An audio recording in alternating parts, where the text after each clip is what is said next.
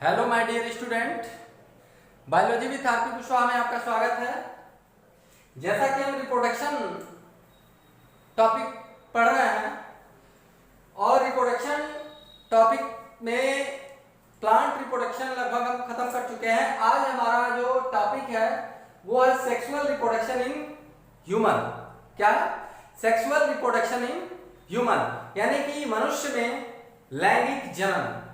मनुष्य में लैंगिक जनन। सेक्सुअल रिप्रोडक्शन का डिफिनीशन हम प्रीवियस वीडियो में देख चुके हैं। अब यहाँ पे हम ह्यूमन में रिप्रोडक्शन कैसे होता है, क्या क्या होता है, इन सारे डिटेल्स पढ़ेंगे इसमें हम। तो ह्यूमन में रिप्रोडक्शन की प्रक्रिया देखने से पहले हमें ये देखना पड़ेगा इवेंट्स ड्यूरिंग ह्यूमन रिप्रोडक्शन, अर्थात ह्यूमन में रिप्रोडक्शन के दौरान कौन कौन सी घटनाएं घटित होती हैं। पहले ये हमें जान लेना अति आवश्यक हो जाता है, जिससे कि आगे की जो प्रक्रिया है, ये सभी बातें, जो भी प्रोसेस होगा वो आसानी से हमें समझ लेना है। तो एक हम आउट डायग्राम आज हम रिप्रोडक्शन, ह्यूमन रिप्रोडक्शन के दौरान होने वाली उन सभी घटनाओं के बारे में डिस्कस करेंगे जो घटनाएं ह्यूमन में रिप्रोडक्शन के दौरान घटित होती हैं। क्लियर है? तो सबसे पहले ह्यूमन रिप्रोडक्शन का सबसे पहला स्टेज होता है गैमेटोजेनेसिस। क्या होता है? गैमेटोजेनेसिस, जिसको हम कहते हैं युग्मक जनन। क्या बोलते हैं? युग्मक जनन कहते हैं गैमेटोजेनेसिस। अर्थात गैमेटोजेनेसिस किसे कहते हैं? Production of gametes is known as gametogenesis. अर्थात युग्मकों के निर्माण की प्रक्रिया ही क्या कहलाती है? गैमेटोजेनेसिस कहलाती है। युग्मकों के निर्माण की प्रक्रिया क्या कहलाती है? गैमेटोजेनेसिस कहलाती है। गैमेट का मतलब होता है युग्मक। अब युग्मक दो प्रकार के होते हैं। एक मेल गैमेट, क्या होता है? मेल गैमेट होता है, और दूसरा फीमेल गैमेट। मेल गैमेट को हम स्पर्म कहते हैं और फीमेल गैमेट को हम ओवा कहते हैं। अर्थात ओवा और स्पर्म के बनने की प्रक्रिया ही क्या कहलाती है? गैमेटोजेनेसिस कहलाती है। अब देखिए, अब ये गैमेटोजेनेसिस जो होता है वो दो प्रकार का होता है, एक स्पर्मेटोजेनेसिस और एक oogenesis। Spermatogenesis, oogenesis। स्पर्मेटोजेनेसिस को हिंदी में कहते हैं शुक्राणु जनन और oogenesis को हिंदी में कहते हैं अंड जनन। अब अगर हम इसके डिफिनीशन की बात करते हैं तो क्या होगा? Formation of sperm is called spermatogenesis. बहुत ही आसान सा डिफिनीशन है, छोटा सा डिफिनीशन है। Formation of sperm is known as spermatogenesis. अर्थात शुक्राणुओं के निर्माण की प्रक्रिया ही क्या कहलाती है? शुक्राणु जनन कहलाती है। क्या? शुक्राणुओं के निर्माण की प्रक्रिया क्या कहलाती है? शुक्राणु जनन कहलाती है। क्लियर है? नेक्स्ट हम देखते हैं oogenesis, अंड जनन। फॉर्मेशन ऑफ ओवा इज कॉल्ड oogenesis। अर्थात ओवा के निर्माण की प्रक्रिया, अंडे के निर्माण की प्रक्रिया ही क्या कहलाती है? oogenesis कहलाती है। अंडे के निर्माण की प्रक्रिया क्या कहलाती है? अंड जनन कहलाती है। क्लियर है? आपको गैमेटोजेनेसिस समझ में आ गया होगा, स्पर्मेटोजेनेसिस और oogenesis ये समझ में आ गया होगा। क्लियर है? आगे बढ़ते हैं। सेकंड जो प्रोसेस हमारा होता है वो होता है इंसेमिनेशन। क्या होता है?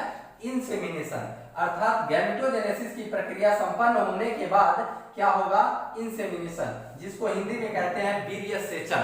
क्या कहते हैं? वीर्य सेचन। अर्थात मेल गैमेट का ट्रांसफर फीमेल जेनेटिलिया में, फीमेल बॉडी के अंदर करने की प्रक्रिया ही क्या कहलाती है? इंसेमिनेशन कहलाती है। क्या कहलाती है? इंसेमिनेशन कहलाती है। अर्थात transfer of male gamete into the female genitalia और female reproductive part is known as insemination.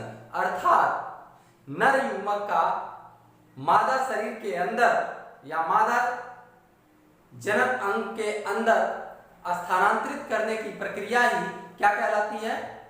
Insemination अर्थात वीर्य सेचन कहलाती है। क्लियर है? थर्ड स्टेप देखते हैं क्या होता है। थर्ड स्टेप में हमारा होता है फर्टिलाइजेशन। क्या होता है? फर्टिलाइजेशन। फर्टिलाइजेशन को हम क्या कहते हैं? निषेचन कहते हैं। फर्टिलाइजेशन की वीडियो इसके पहले लेक्चर में हमने वीडियो इसका अपलोड किया है। आप आशा है आपने वो वीडियो देखा होगा। तो फर्टिलाइजेशन में डिटेल हमने बताया है फर्टिलाइजेशन क्या होता है और एक्सटर्नल फर्टिलाइजेशन क्या होता है, इंटरनल फर्टिलाइजेशन क्या होता है। क्लियर है? फोर्थ स्टेप में जब हम आते हैं तो फोर्थ स्टेप में हमारा क्या होता है? इम्प्लांटेशन। जब फर्टिलाइजेशन की प्रक्रिया हो जाती है अर्थात male gamete plus female gamete आपस में मिलते हैं, इसी प्रक्रिया को हम कहते हैं फर्टिलाइजेशन। और इसके पश्चात बनता है जाइगोट। क्या बनता है? जाइगोट का निर्माण होता है। यही प्रक्रिया क्या कहलाती है? फर्टिलाइजेशन कहलाती है। इसे हम सिनगैमी भी बोलते हैं। क्या बोलते हैं? सिनगैमी प्रक्रिया भी बोलते हैं। अर्थात अब इम्प्लांटेशन में क्या होगा? जब जाइगोट का निर्माण हो जाएगा तो जाइगोट रिपीटेड डिवीजन करेगा और ब्लास्टोसिस्ट बनाएगा, यानी कि ब्लास्टूला स्टेज में जाएगा और ये जाकर के यूट्रस के गर्भाशय के दीवार से अटैच हो जाएगा। क्या हो जाएगा? गर्भाशय के दीवार से अटैच हो जाएगा। इसी प्रक्रिया को हम बोलते हैं इम्प्लांटेशन या आरोपण कहते हैं। क्या बोलते हैं? आरोपण। अर्थात अगर हम इसे डिफाइन करें तो attachment of blastocyst to the endometrium of uterus is known as क्या? इम्प्लांटेशन। अर्थात ब्लास्टोसिस्ट का गर्भाशय के दीवार से अटैच होने, चिपकने की प्रक्रिया ही क्या कहलाती है? गर्भारोपण या आरोपण कहलाती है। क्लियर है? चौथा पॉइंट हमें आशा है आपको समझ में आया होगा। नेक्स्ट फिफ्थ पॉइंट हम देखते हैं गेस्टेशन पीरियड। गेस्टेशन पीरियड का मतलब होता है प्रेगनेंसी पीरियड। अर्थात प्रेगनेंसी पीरियड अर्थात कितने दिनों तक गर्भकाल चलता है। प्रेगनेंसी पीरियड का मतलब गर्भकाल। कितने दिन फीमेल बॉडी में वो गर्भ स्टे किया रहता है, इसको हम बोलते हैं प्रेगनेंसी पीरियड। अर्थात प्रेगनेंसी पीरियड क्या कहलाता है?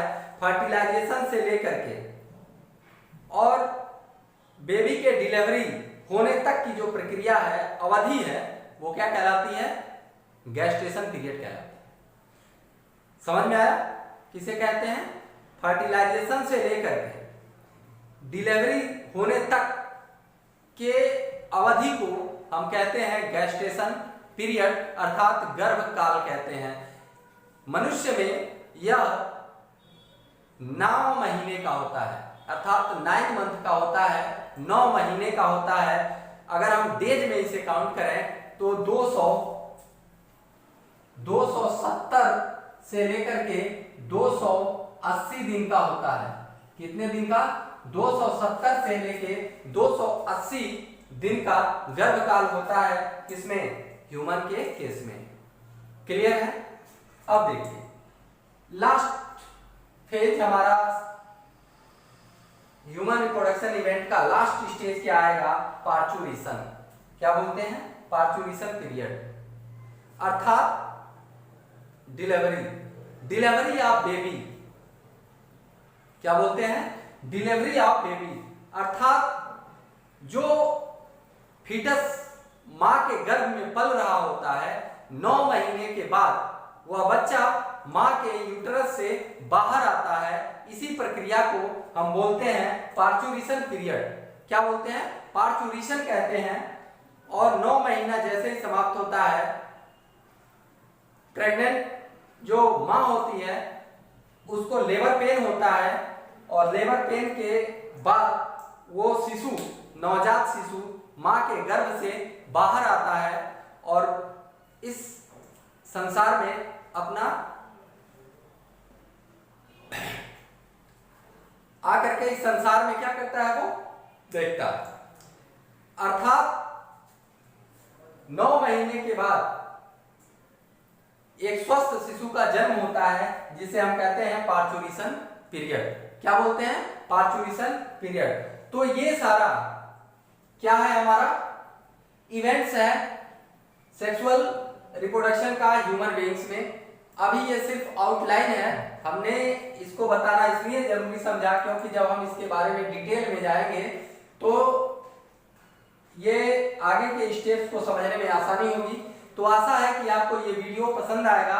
आप इस वीडियो को देखिए और अपना महत्वपूर्ण सुझाव कमेंट बॉक्स में अवश्य डालिए कि आपको वीडियो कैसा लगा, क्या इसमें और प्रोग्रेस करने की जरूरत है, क्या ऐड करने की जरूरत है। तो आज के लिए इतना ही। नेक्स्ट हम इसका वीडियो कल डालेंगे रिप्रोडक्शन। अब हम डिटेल में ह्यूमन में रिप्रोडक्शन देखेंगे। तब तक के लिए जय हिंद, जय भारत।